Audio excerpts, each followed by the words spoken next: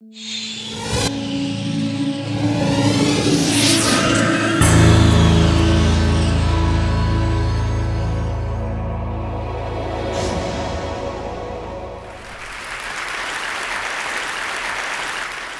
of my favorite parts about my job at the Gates Foundation is that I get to travel to the developing world, and I do that quite regularly. And when I meet the mothers in so many of these remote places, I'm really struck by the things that we have in common. They want what we want for our children, and that is for their children to grow up successful, to be healthy, and have a successful life. But I also see lots of poverty, and it's quite jarring, both in the scale and the scope of it. My first trip in India, I was in a person's home where they had dirt floors, no running water, no electricity, and that's really what I see all over the world. So in short, I'm startled by all the things that they don't have. But I am surprised by one thing that they do have: Coca-Cola. Coke is everywhere. In fact, when I travel in the developing world, Coke feels ubiquitous.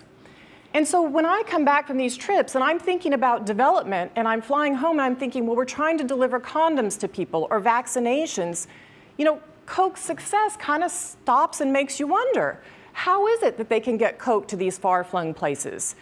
And if they can do that, why can't governments and NGOs do the same thing? And I'm not the first person to ask this question, but I think as a community, we still have a lot to learn. It's staggering if you think about Coca-Cola. They sell 1.5 billion servings every single day.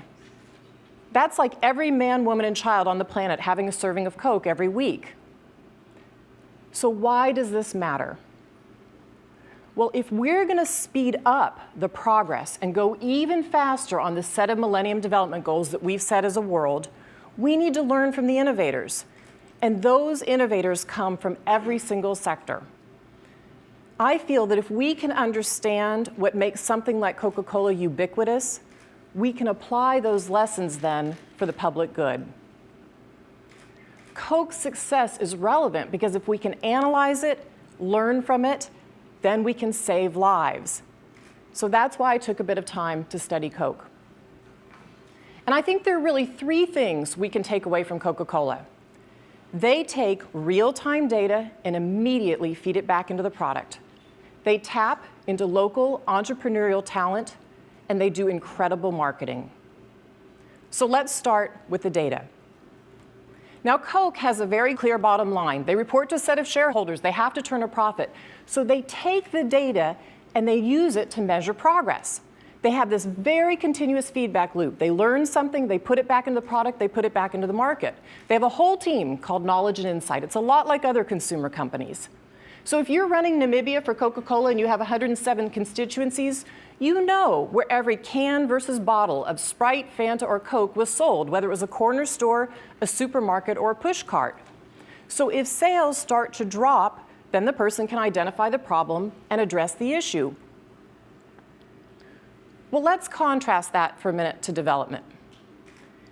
In development, the evaluation comes at the very end of the project. I've sat in a lot of those meetings. And by then, it is way too late to use the data. I had somebody from an NGO once describe it to me as bowling in the dark. They said, you know, you roll the ball, you hear some pins go down, it's dark, you can't see which one goes down until the lights come on, and then you can see your impact.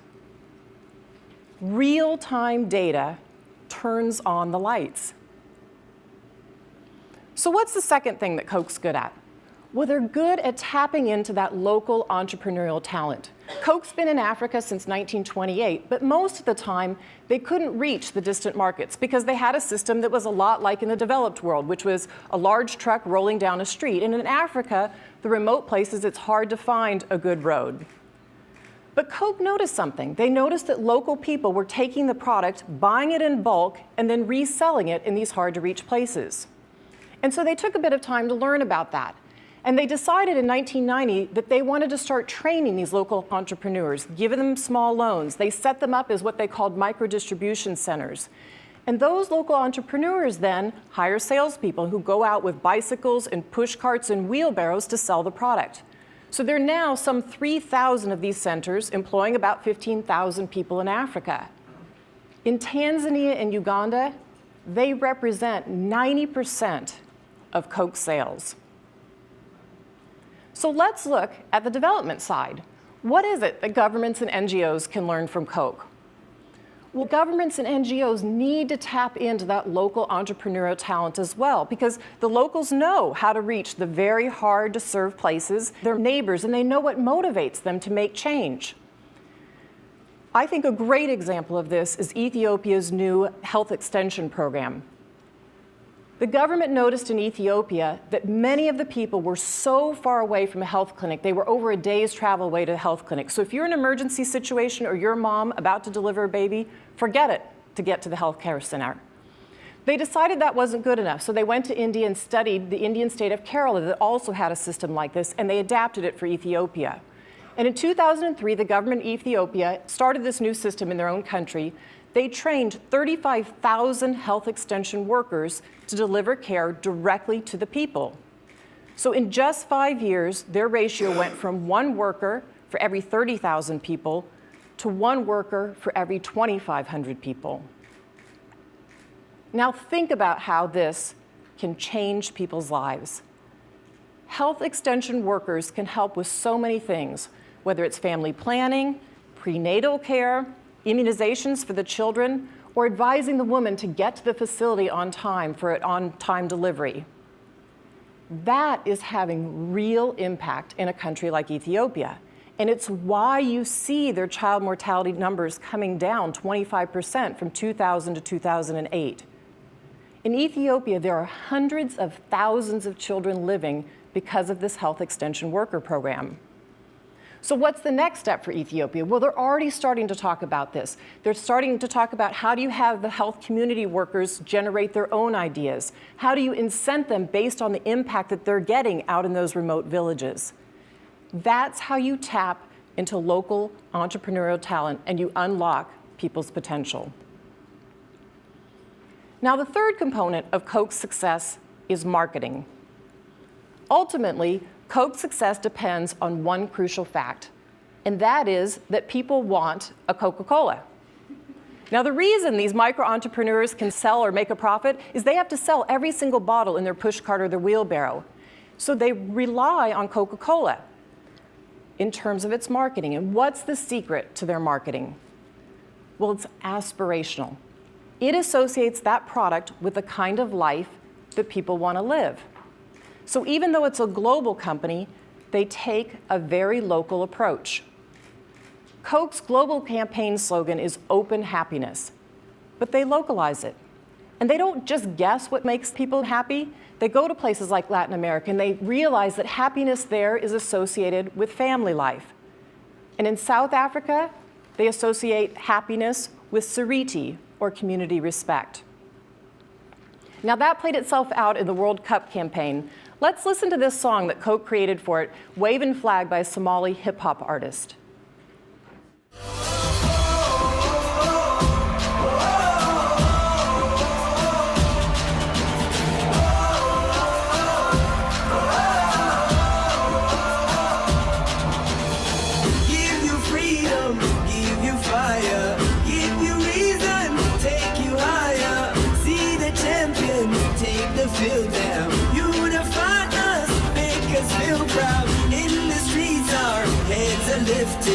As we lose our inhibition, celebration, it surrounds us, every nation, all around us.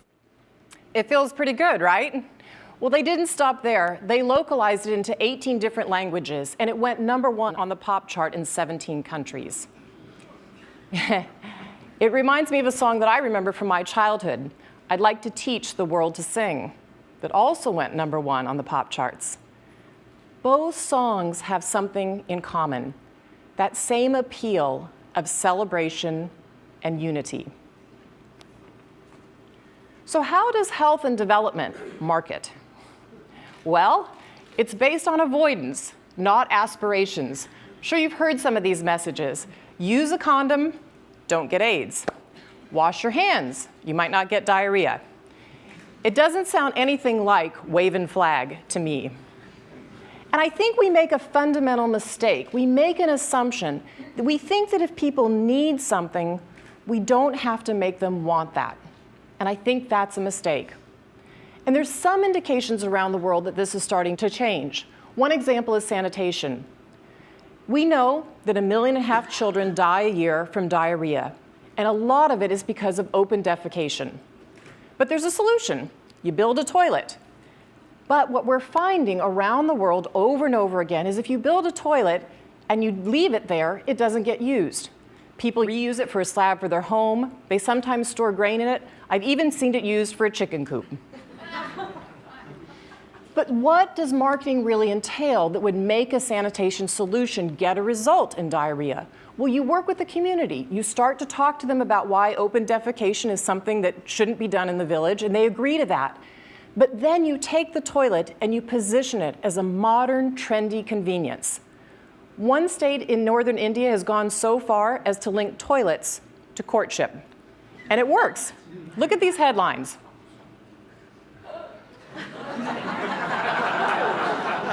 I'm not kidding. Women are refusing to marry men without toilets. No loo, no I do. Now, it's not just a funny headline. It's innovative. It's an innovative marketing campaign. But more importantly, it saves lives. Take a look at this. This is a room full of young men and my husband, Bill. And can you guess what the young men are waiting for? They're waiting to be circumcised. Can you believe that? We know that circumcision reduces HIV infection by 60% in men. And when we first heard this result inside the foundation, I have to admit, Bill and I were scratching our heads a little bit, and we were saying, but who's going to volunteer for this procedure? But it turns out the men do, because they're hearing from their girlfriends that they prefer it, and the men also believe it improves their sex life. So if we can start to understand what people really want in health and development, we can change communities, and we can change whole nations. So why is all of this so important? Well, let's talk about what happens when this all comes together, when you tie the three things together. And polio, I think, is one of the most powerful examples. We've seen a 99% reduction in polio in 20 years. So if you look back to 1988, there were about 350,000 cases of polio on the planet that year. In 2009, we're down to 1,600 cases. Well, how did that happen? Let's look at a country like India. They have over 1 billion people in this country. But they have 35,000 local doctors who report paralysis and clinicians, a huge reporting system, and chemists. They have 2.5 million vaccinators. But let me make the story a little bit more concrete for you. Let me tell you the story of Sri Ram, an 18-month boy in Bihar, a northern state in India. This year, on August 8th, he felt paralysis. And on the 13th, his parents took him to the doctor. On August 14th and 15th, they took a stool sample, and by the 25th of August, it was confirmed he had type 1 polio. By August 30th, a genetic test was done, and we knew what strain of polio Sri Ram had. Now, it could have come from one of two places. It could have come from Nepal, just to the north across the border, or from Jharkhand, a state just to the south. Luckily, the genetic testing proved that, in fact, this strand came north, because had it come from the south, it would have had a much wider impact in terms of transmission. So many more people would have been affected. So what's the end game? Well, on September 4th, there was a huge mop-up campaign, which is what you do in polio. They went out, and where Sri Ram lives, they vaccinated 2 million people. So in less than a month, we went from one case of paralysis to a targeted vaccination program. And I'm happy to say only one other person in that area got polio. That's how you keep a huge outbreak from spreading. And it shows what can happen when local people have the data in their hands. They can save lives. Now, one of the challenges in polio still is marketing, but it might not be what you think. It's not the marketing on the ground. It's not telling the parents, if you see paralysis, take your child to the doctor or get your child vaccinated. We have a problem with marketing in the donor community. The G8 nations have been incredibly generous on polio over the last 20 years. but we're starting to have something called polio fatigue, and that is that the donor nations aren't wanting to fund polio any longer. So by next summer, we're slated to run out of money on polio. So we are 99% of the way there on this goal, and we're about to run short of money. And I think that if the marketing were more aspirational, if we could focus as a community on how far we've come and how amazing it would be to eradicate this disease, we could put polio fatigue and polio behind us. And if we could do that, we could stop vaccinating everybody worldwide in all of our countries for polio. And it would only be the second disease ever wiped off the face of the planet. And we are so close, and this victory is so possible. So if Coke's marketers came to me and asked me to define happiness, I'd say my vision of happiness is a mother holding a healthy baby in her arms. To me, that is deep happiness. And so if we can learn lessons from the innovators in every sector, then in the future we make together, that happiness can be just as ubiquitous as Coca-Cola. Thank you.